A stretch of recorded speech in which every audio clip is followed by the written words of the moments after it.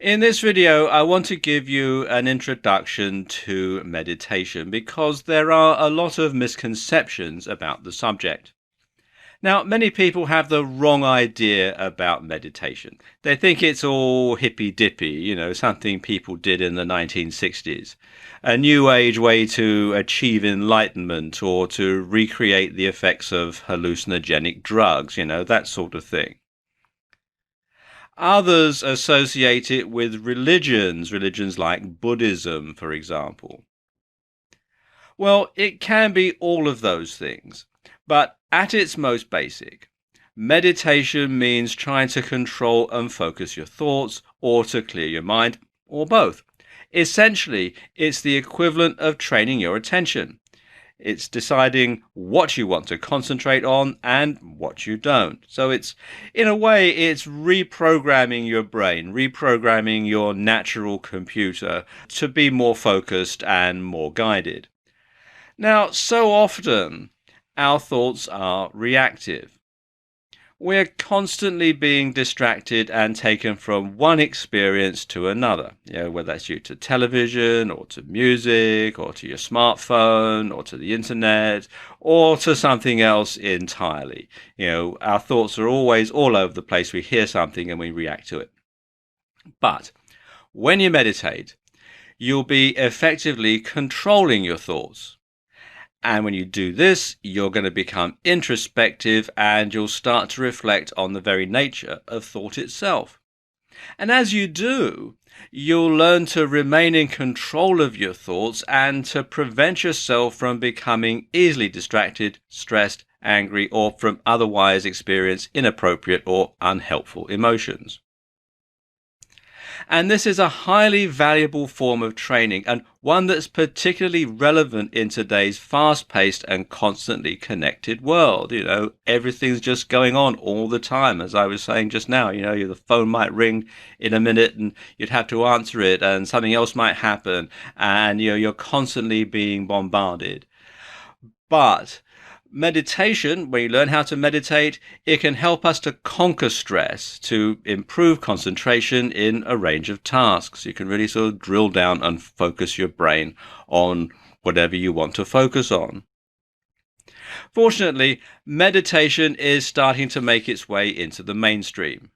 More and more productivity and lifestyle coaches are recommending its benefits, and it forms an integral part of cognitive behavioral therapy, otherwise known as CBT.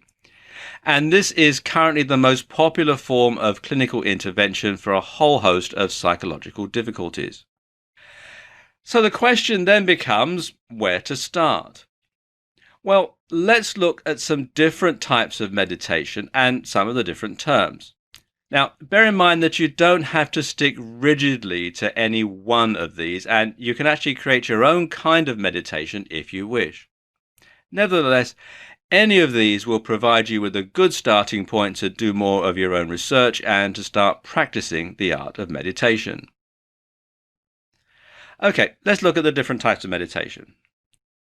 Now, the first one is mindfulness. Now, mindfulness, which is also called Vipassana, is a type of meditation that comes from Buddhism.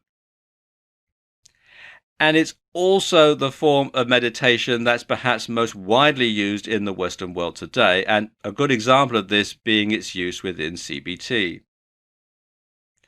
Now, your goal in mindfulness is to be aware and to be present of your own thoughts and to reflect on them. And this form of meditation doesn't encourage you to try and empty your mind. Instead, the objective is simply to let your thoughts drift by like clouds in the sky. And this allows you to become more aware of what thoughts that you tend to have. And in so doing, you're better able to spot negative thought patterns and so on that might be causing problems. And this type of meditation has also been shown to reduce anxiety, almost as effectively as anxiety-reducing drugs. Perhaps the biggest advantage of mindfulness, though, is that it's not as challenging as trying to completely empty your mind of thoughts, and so it provides a great starting point for those who are interested in learning more about meditation. Then there's Zazen. Now, Zazen is a term that essentially means seated meditation, and it's sometimes referred to by the modern Zen tradition as just sitting. This is an incredibly minimalist sort of meditation, which once again makes it ideal for those interested in getting started by, if you're feeling a little anxious about meditation, then you might want to give Zazen a go. Now, the most important thing about Zazen is assuming the correct sitting position or pose. And you want to be sitting like this guy on the right here. You want to be kneeling down with your legs tucked up underneath you. You want to keep your back and neck straight. You want to have your hands lightly clasped and in your lap. You want to be sitting upright, keep your neck straight, keep your eyes closed, and then just simply sit and let the thoughts come. And the simple act of sitting completely still is almost sure to result in a calming effect and to gradually clear your mind, so there's no need for complex instruction beyond just sitting. Now, for some people, the lack of guidance is going to make this an approachable and enjoyable form of meditation. For others, though, it can be frustrating and it might leave you lost. Then there's spiritual meditation. Now, spiritual meditation is essentially a form of meditative prayer. And prayer has been shown to have many similar effects to other forms of meditation. And it's used in all different types of religions, not just ones from the East. If you're Catholic and you pray the rosary, saying those Hail Marys over and over again can be quite meditative and quite relaxing, and it clears your mind of everything else because you're just concentrating on saying that same prayer over and over again. Then there's transcendental meditation. Now, transcendental meditation comes from Vedanta, which is the meditative tradition from Hinduism. And transcendental meditation is once again seated, and this time it uses a mantra. Now, a mantra is any word or sound of your choice, which is simply repeated over and over again.